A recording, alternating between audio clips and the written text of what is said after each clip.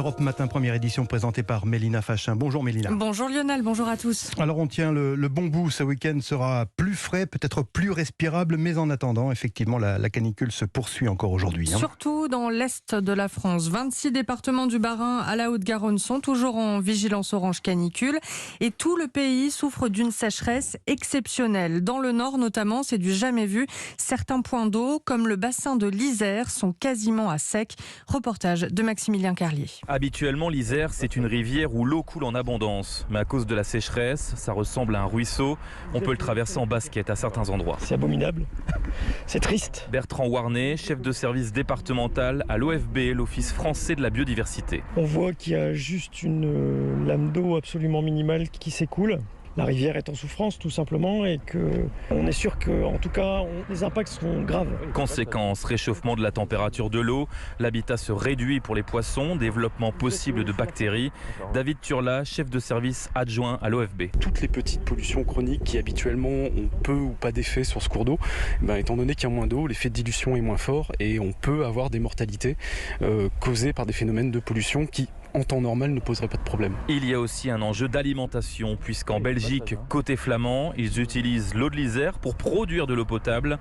La crainte, selon ces agents, c'est de voir cette rivière se transformer en mares successives sans écoulement d'ici quelques jours. Herzl, Maximilien Carlier, Europe 1. Et je précise qu'à l'instant même, comme nous le disait Valérie Darmon, Météo France revoit ses vigilances orange. Désormais, ce ne sont plus que 11 départements qui sont en vigilance orange canicule. Le gouvernement se félicite du compromis trouvé hier au Parlement. La loi de finances rectificative a été définitivement adoptée. Le texte comprend notamment le maintien du bouclier tarifaire et de la ristourne sur les carburants ou encore la suppression de la redevance audiovisuelle. Grâce au vote, notamment des députés des Républicains, le camp présidentiel a pu obtenir la majorité qui lui fait défaut depuis sa déroute aux élections législatives. Alors, quelles leçons peut-on en tirer, Alexandre Chauveau ? Eh bien, c'était le premier test pour le gouvernement et sa majorité relative, chargée pour la première fois depuis 5 ans de trouver des compromis avec les oppositions.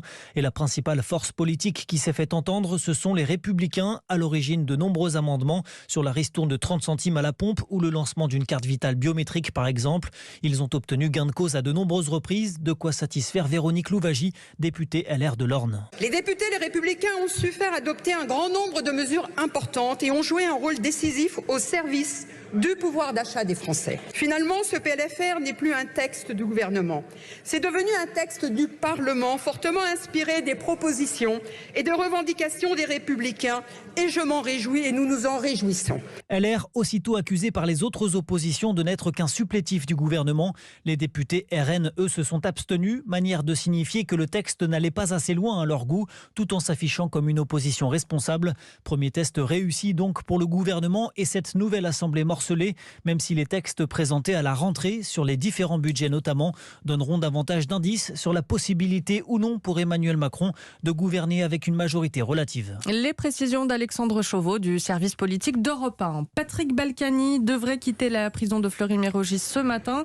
L'ancien maire de Levallois-Perret, incarcéré depuis février dernier pour fraude fiscale, a obtenu hier une libération conditionnelle. À l'étranger, les manœuvres militaires autour de la Chine se poursuivent. En représailles toujours de la venue de la chef des députés américains Nancy Pelosi sur l'île revendiquée par Pékin, l'armée populaire de libération a déployé ses forces militaires hier, des exercices qui devraient durer jusqu'à dimanche. Si un réel conflit venait à éclater entre Taïwan et la Chine, cela pourrait avoir des conséquences économiques chez nous, en Europe. Taïwan est en effet le premier producteur de semi-conducteurs au monde, ces petits composants électroniques que l'on retrouve dans quasiment tous nos appareils.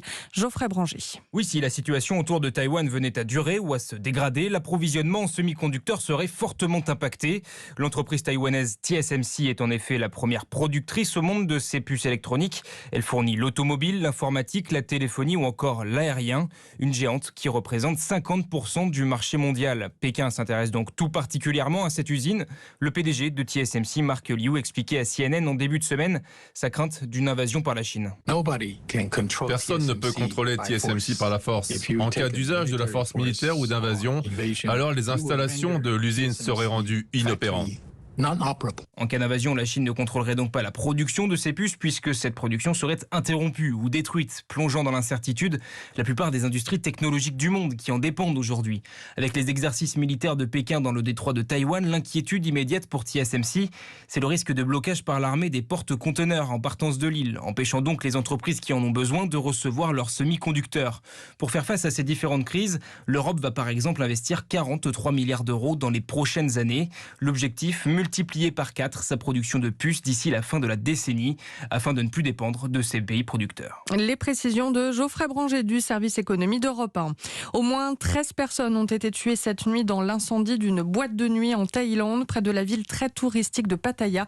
Les secours dénombrent pour l'instant une quarantaine de blessés. 6h07 sur Europe 1. Retour en France, alors que de nombreux Français profitent de leurs vacances. Eh bien, c'est aussi la saison de prédilection pour les cambriolages. Et oui, 30% des cambriolages chaque année ont effectivement lieu en juillet-août. Alors pour éviter une très mauvaise surprise à votre retour de congé, vous pouvez vous inscrire gratuitement à l'opération Tranquillité Vacances, un service de surveillance de votre domicile par des policiers et des gendarmes. Reportage à Strasbourg de Tatiana Geiselman.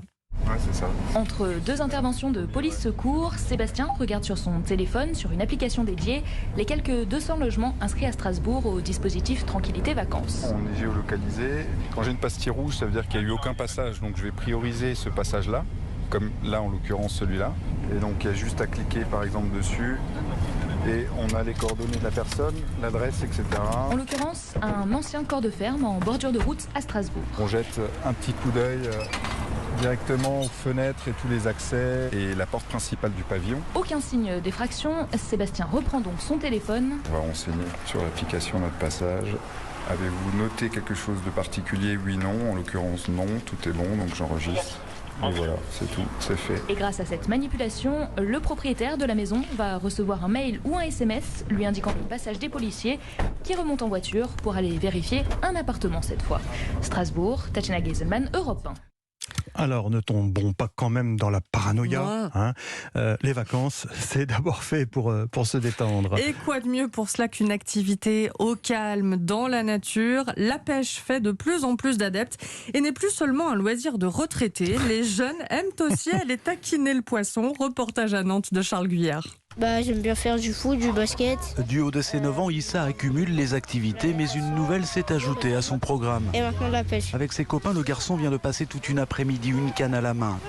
Une sortie proposée par la ville pour laquelle Kevin, l'animateur, n'a eu aucun mal à convaincre les jeunes. On est toujours complet sur cette activité-là. Il y en a qui ont déjà pêché avec papa ou maman. Jalian, par exemple, à 10 ans, il a déjà traqué le poisson. C'est amusant de faire la canne, mettre les appâts, de découvrir de nouveaux poissons. Et en plus, quand tu pêches, ça a du repas gratuit. Et par les temps qui courent, ce n'est pas négligeable. Anas, lui, est bien décidé à continuer. Un jour, je vais m'acheter une canne, je vais pêcher tranquille. Avec une hausse de 20% de pratiquants de moins de 18 ans depuis 2019, la pêche a réussi à casser son image un peu vieillotte et séduire les jeunes, y compris en milieu urbain. Guillaume Lenohan, intervenant à la fédération. Que ce soit Bordeaux, que ce soit Paris, que ce soit Nantes, vous avez ce qu'on appelle le street fishing, un sac à dos, une canne à pêche, une épuisette et c'est parti. Alors qu'avant, c'est vrai que les gens prenaient un grand chariot pour mettre le siège, la bourriche, les épuisettes, le fourreau de canne et ainsi de suite. On a autant d'adhérents à une société de pêche que d'adhérents à des clubs de foot en France. Et voilà comment au pays de Mbappé, le bouchon est en passe de détrôner le ballon rond. La pêche, j'adore. Tu préfères une partie de pêche ou une partie de foot? Une partie de pêche. Nantes, Charles Guyard, Europe 1. Voilà, c'est définitif. Oui. Et pour finir ce journal, Mélina, on va rendre hommage ce matin à l'un de nos confrères d'Europe 1, le journaliste Christian Barbier, décédé hier. À partir des années 60 et pendant plus de 30 ans, il a été l'une des grandes voix d'Europe 1. En 1964, il suit notamment l'affaire Taron. M. Taron avait l'air fatigué, ses yeux étaient cernés, il est resté impassible devant les flashs des photographes. Et à 17h25, il regagnait les locaux de la brigade. Il était aussi présentateur de l'émission culturelle et culte Barbier de nuit.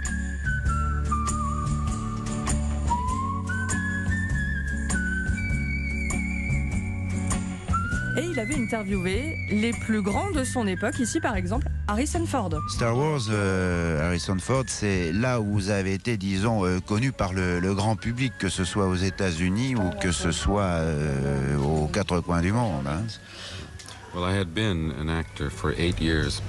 J'étais acteur depuis 8 ans avant ce film-là. Un acteur qui mourait de faim. Et Christian Barbier avait 82 ans. On pense ce matin à sa famille. Une véritable grande voix d'Europe 1, Christian Barbier. Merci, c'était le journal de Mélina Fachin. À tout à l'heure, Mélina. À tout à l'heure.